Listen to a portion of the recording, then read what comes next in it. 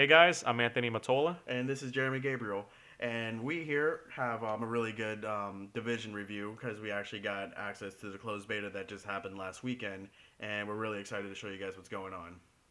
And then here we're going to give you our thoughts and just a general breakdown of the division, the beta, and let's get right into it. What do you say, Jeremy? Let's do it. This doesn't sound scripted at all. No, Okay. it does not. All right. So first of all, we're going to start off with the PVE. That's player versus everyone for people that don't know. You don't have to be like a jackass about it, but anyway, Of course. one of the weirdest things that I've seen in a beta so far, and basically the only betas I've ever played were back from Halo Reach, Destiny, and Rainbow Six Siege, as far as I can remember.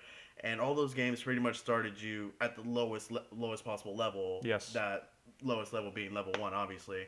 But here in the division, it started you off at level 3, and you know that you're going to start off at probably a little bit higher level than usual. It's because the beta pretty much takes you straight out of a battle, and there's absolutely no real context to this battle, and they drop you off at this hub area right at level 3. Yeah, you're like in the middle of a helicopter and some lady's just talking to you. You're like, what the hell is going on? And then she says you're in a program, but they never talked about the program. So what I'm thinking is maybe at the beginning of the game, if the beginning of the game is what you didn't see in the beta, it's like they're actually training you in the division program, and maybe you get to actually see what that was. Yeah, that's actually a pretty good point. But there's also like it leaving out the context of the story. It could also possibly affected the character customization that the division seems to be introducing. But at least in the beta, and I'm really hoping they fix this in the future when the game actually releases, Oh yeah. there's only a randomized button, and it only leaves 6 possible outcomes on either gender, like basically being basic black guy number one, basic white guy number one, or basic Asian guy number one.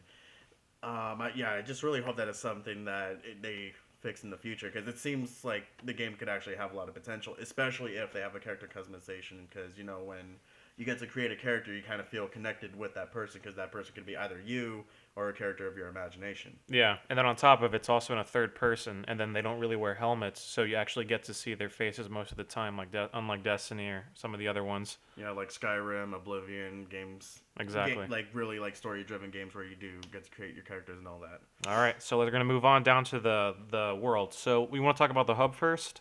Oh yeah, the hub. Like I said, once the helicopter drops you off in the beginning of the beta, you're dropped off in this hub area, and this hub area is, think of it kind of like the tower from Destiny. Like I'm gonna be comparing a lot of things Yeah, we are. to Destiny because there's a lot of controversy going around inside the Destiny forums and on the Division forums because there's a lot of similarities between these two games, and it's actually sparking up some controversy. Not too huge, but it's pretty noticeable. And this hub, like I said, you can kind of compare it to the tower because there's a lot of people around. There's all these vendors, and there's actually also this whole, like, you get, I guess you can just call it a quote unquote stash where you can keep your gear in there, and then if you ever wanted to pick it up in the future, you can go and pick it up there. And then whether or not it's going to be obtainable between character to character is still in question. Hmm.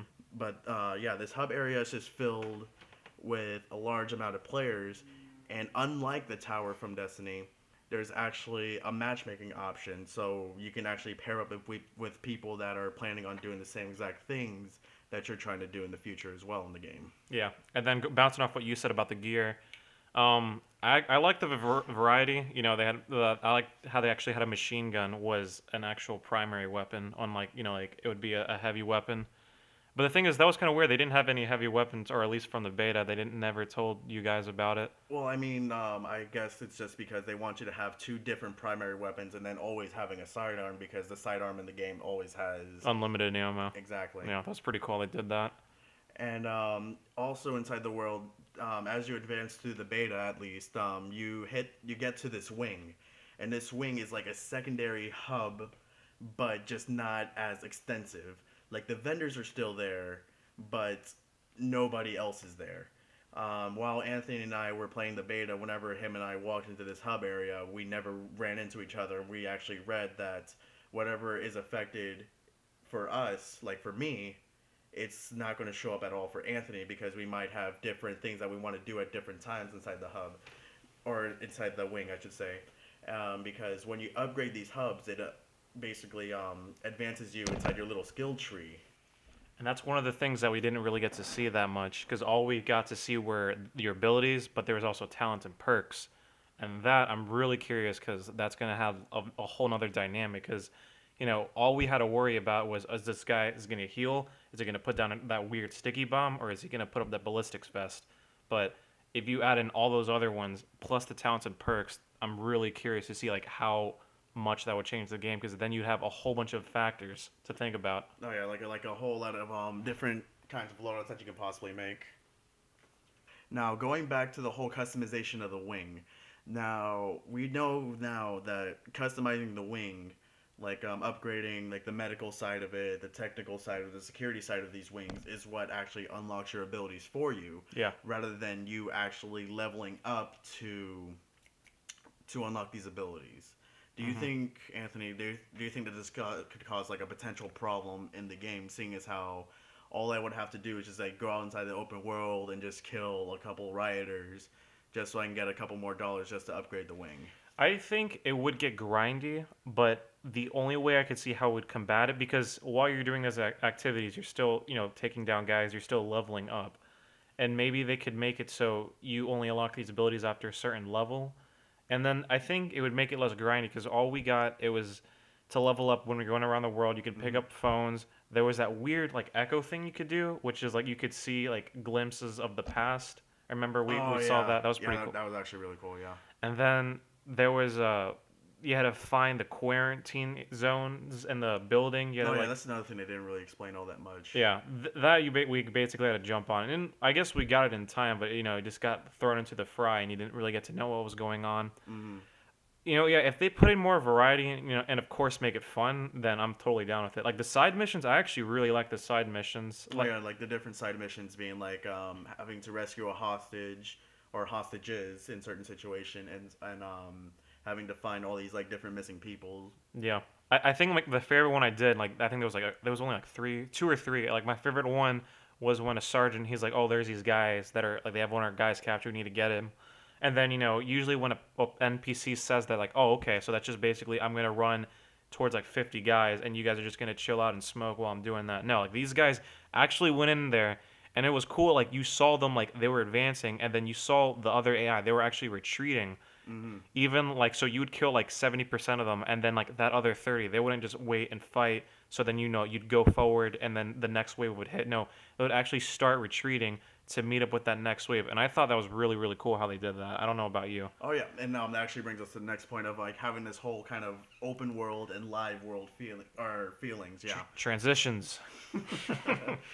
One of the biggest issues I kind of had with like this whole open world feeling of this game is that when you're actually going from the initial hub and going into the mainlands of New York, all those vast amounts of people that you saw from the hub are absolutely nowhere to be found inside this open world. Yeah. But it still keeps the live world feeling because you can be walking down the streets of New York and then see a rioter trying to steal some woman's purse, or you're seeing these rioters like trying to loot dead bodies, and you're also seeing all these civilians that you're trying to save over in New York, trying like going up to you and asking for these different things like water bottles, sodas, or energy bars that you could actually pick up from the open world. Mm-hmm.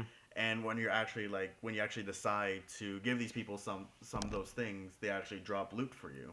So it kind of rewards you for being a good Samaritan, like you're actually supposed to be in the game. Yeah, and they actually interacted with you. You would stand still, they would walk up to you. If you ran at them, they would kind of be cautious, and then of course, if you pointed the gun at them, like they get the fuck out of there. They start running and screaming. Yeah, and they actually start like calling you mean names too. Like they actually started bullying you, and I actually didn't appreciate Oh, that.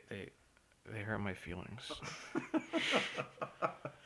All right, and speaking of all this AI, like another transition. We don't want to make this video all too long for you guys, but we also want to be as in depth as possible. Yes, of course. The AI. Yes. All right. If I can, I know I Yeah, cut you off. yeah, All no, right. go for it. Okay. So there was good things. There's bad things. The good things, they actually took cover. So we got the basics out of the way. In the third person cover shoot, they actually took cover. And then when we put on the harder difficulty on the Madison Square mission, like when you were low on health, when you were actually getting pinned down, they actually would advance, and then some people would advance, and then some people would still stay at their post and watching them. I like how they did that. The thing that really pissed me off, and I guess it's kind of minor, but not at the same time. Like Melee was like it was a joke. Like me, Oh yeah, yeah. me and you, like we would watch as these guys like baseball bats like run like half a mile away. And the thing is, if you're a melee guy, you're like, okay, I'm gonna run at this guy, I'm gonna zigzag, I'm gonna take cover, and slowly but surely I'm gonna like work my way up to him. No, these guys are like, fuck you, I'm gonna head in a straight fucking line towards you, and they died every single time, and it was so funny. Oh yeah. But I just mean like melee as a whole in the game is actually kind of wonky. I mean, Oh yeah, you're wielding a gun and like you're going to get up against like a lot of these people who for the most part have absolutely no armor. And you're just kind of like whack them in the face, and there's like really no hit detection for it. oh no. They take absolutely no damage at all. Would they stagger? Cause I didn't know if they did that. I have no idea if they actually staggered. Like I remember back when we were playing with like Nathan, like Hmm. probably on the third day of the beta, like the Yeah. last day. I think he said that it took about 6 melee hits Jesus with like an Christ. assault rifle to actually kill someone. Oh my God. That much I think could be changed. But the AI for the most part is actually pretty solid. Like what Anthony was saying earlier, like they would advance on you whenever you were low on health, and like those people that decided to stay in the back.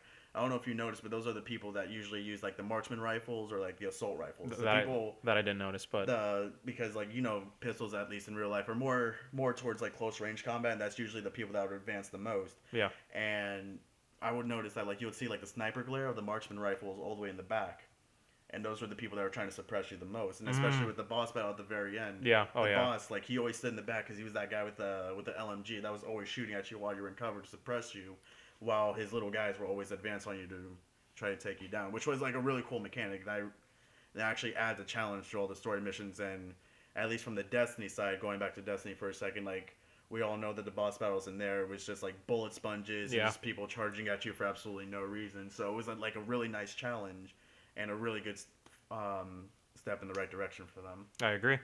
All right, moving on here. We're gonna go just to the whole just third person shooter, the aspects of it. I thought it was good. Nothing great or amazing, and definitely not bad. It was nice. I liked how they couldn't wall bang, and then if you don't know, that's basically if I'm standing behind a wall and I could. Oh, and by the way, you can switch shoulders, and I switch shoulders to the wall is now the alleyway. Even though my character is looking at a wall, I could still shoot you, and I liked how they made.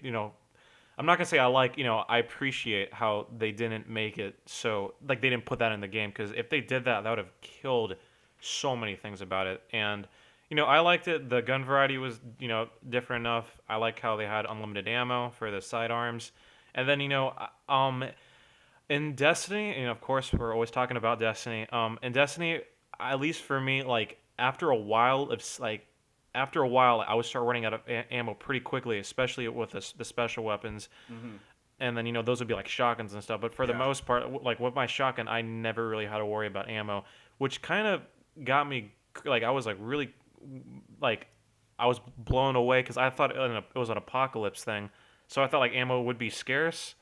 But much to my surprise, of course, like that wasn't the Well, case. I think that's mainly because like the division is like it's actually like a military unit, and like basically like your main source of ammo is like basically you just keeping your eyes open because there's actually like all these ammunition caches, Yeah, and so you just go up to there and you'll just be able to refill all your ammo from true, there. true.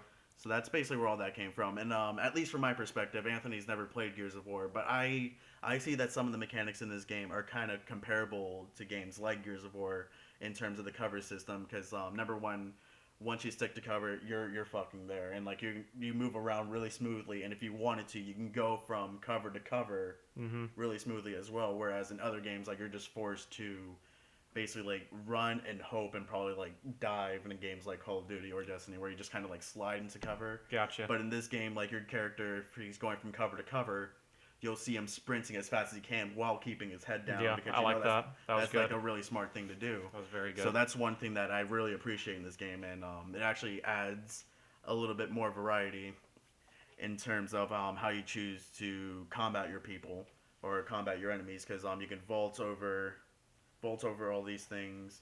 You can stick from cover to cover, and if you feel that you really want to go and like run and gun, that's also possible. Yeah. Like you probably won't have as much success, but it just depends on the power of your gun. Like if like you were talking about the shotgun earlier, the shotguns in this game, Yeah, they was pretty good. I was they're liking them. I was liking them a lot. oh yeah. Wasn't like overpowered, but they definitely packed a fucking punch. All right. So that's enough for the PvE aspect because that's all that we pretty much got a taste of. The side missions came and went pretty quickly, and so now we're just going to be going into PvP. And the PvP in this game, at least from the beta side, we're kind of hoping that there's going to be more. But for right now, all we have is this quote unquote dark zone. Do you want to go into depth with this? Yeah. So Dark Zone, very interesting take on shooters. If you guys have ever played RuneScape, I know we're bringing back like middle school and elementary school. I'm sorry, but basically, it would be the wilderness where there's a lot of very strong NPCs that you can take down for loot and stuff, and at the same time, there's also the other players you got to worry about. And then just like in RuneScape, if you attack first, you get basically penalized. But at the same time, for this game, you get also rewarded because there'll be a bounty on your head, and then other players could go to kill you, and they either get money or XP. Mm-hmm. And I loved like those first 20 minutes when we were playing it. I was so fucked. I was like, oh my god, where's the next guy? Where's the next guy? I felt like a vigilante like when you got that rogue status, and then you would try to leave, and they'll be like, oh no, we don't fucking want you. You need to lose the bounty first. Oh yeah, And yeah, that was really interesting too. and there wasn't there at one point you actually had the 5-star bounty where people were actually like, Oh yeah, oh yeah. tell them about that. All right, so Anthony and I, we decided to be like those douchebags that everyone kind of hates in like games like Grand Theft Auto, and now it's going to be in the Division where we just randomly decide to go out and start killing people just so we can try to rack up some XP, and that, at least from the Dark Zone, if you're the person that's a rogue, the person with the bounty on your head. If you manage to survive the bounty, where like the higher the rank, like the longer your bounty is. And I think with the 5-star bounty, I had to basically survive for basically 5 to 6 minutes, if I'm not mistaken. Jesus. Yeah. And so like if you're able to survive the rogue bounty that you have on yourself, you get a shitload of Dark Zone cash, and the Dark Zone cash can only be used for the Dark Zone vendors. But we'll probably get to that in a bit. But yeah, I think I had to kill probably 5 to 6 like innocent people, which was I felt like a dick afterwards. But like having that bounty on your head, and like once you have the 5 stars, you're literally a landmark on the map.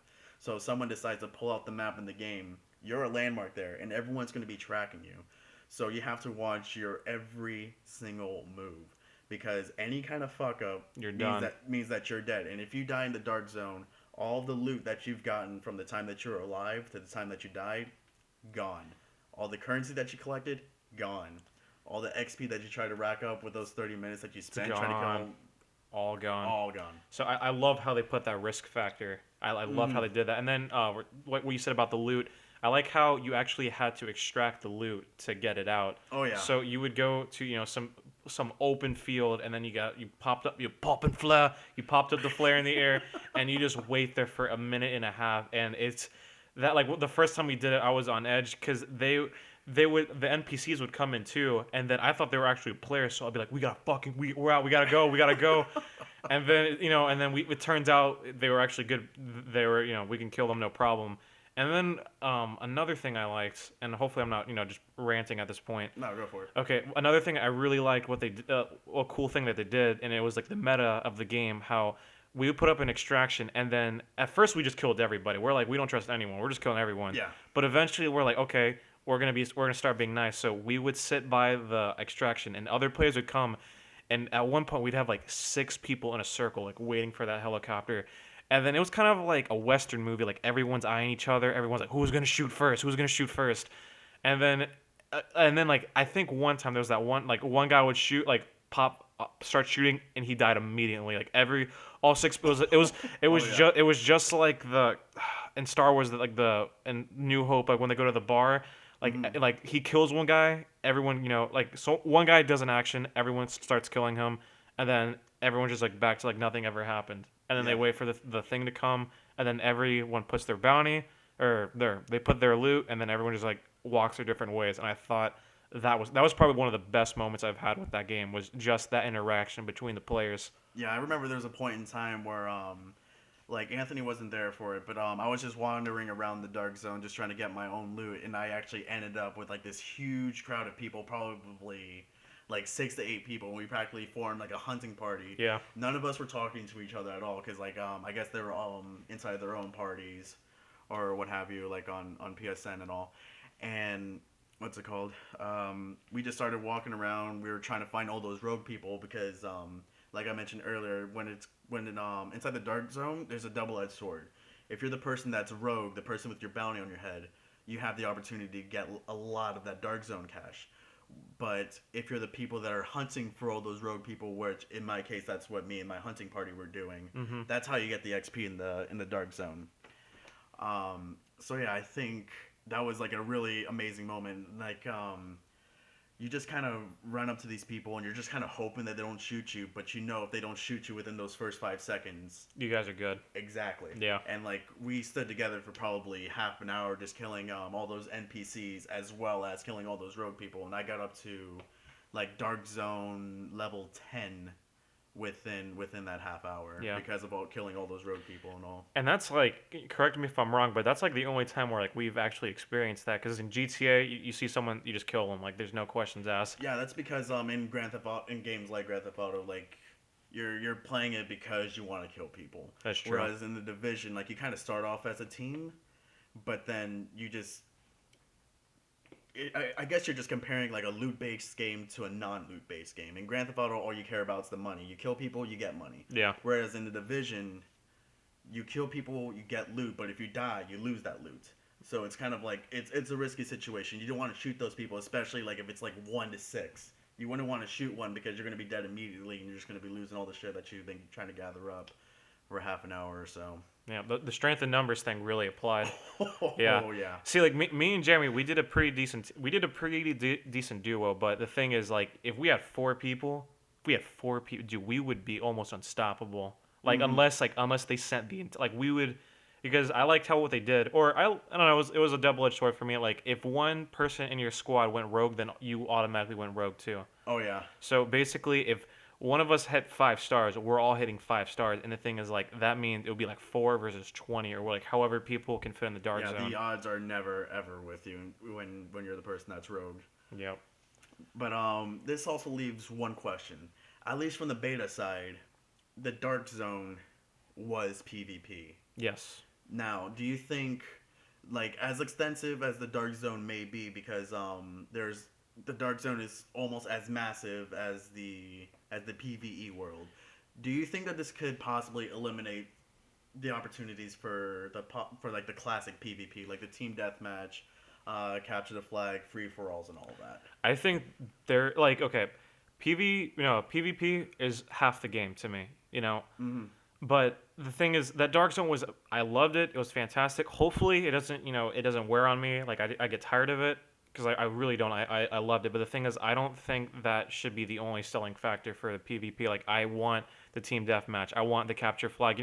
This is New York City. And then most of the there was a large amount of buildings you can go inside. Like, I really hope they put that into use.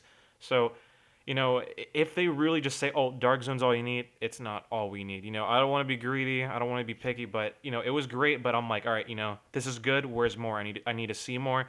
They're definitely going in the right direction, and I really hope there's some other PvP stuff. And I doubt they would do it because it's becoming less and less common. But if there's like private servers, so you could like 1v1 people, Like, yeah, oh no. Okay, no, you're yeah. just thinking about private matches. Yeah, private matches, custom games. If they had stuff like that, that would, oh my god, a lot more people would buy it. But not that many people are doing it that much now. But, I enjoyed it. I just hope there's more stuff. What about you? I think for the most part, this is probably one of the more solid betas I've ever played. I agree. Yeah, this game has a lot of potential, and as far as Ubisoft is going right now, Rainbow Six Siege, that was another really solid beta. But Yes. them selling the game for $60 for pretty much like a multiplayer only game, that's pretty much where I drew the line. Yep. So, like, I see this game being a pretty solid game. The story mode is, I can say it's pretty extensive, at least from the beta side. Even though there's only one real story mission, they managed to fill it in with a lot of good side missions Yeah. as well.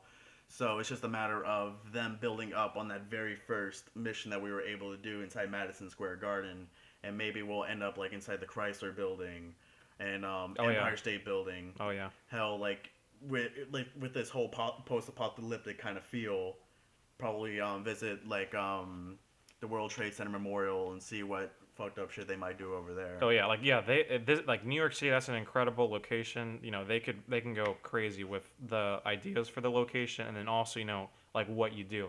Exactly.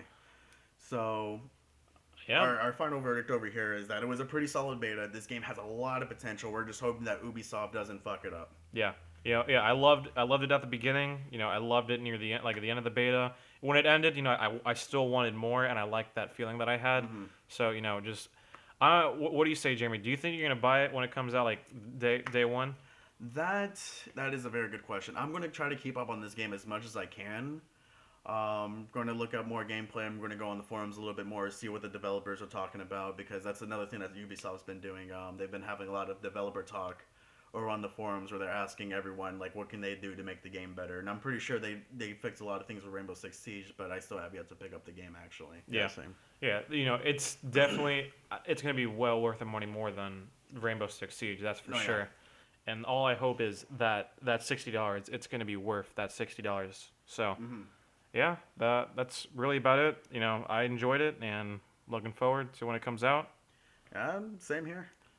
All right, so that is I'm Anthony. And I'm Jeremy, and this was our review of the Rainbow Six Siege beta. We really hope that you guys enjoyed it. I know that we were trying to make this a short video, but there was just a lot to talk about in this game, so we just hope that you guys enjoyed it. And if you do, feel free to subscribe to our channel because we love to review games, even though this is technically our second review. Yes.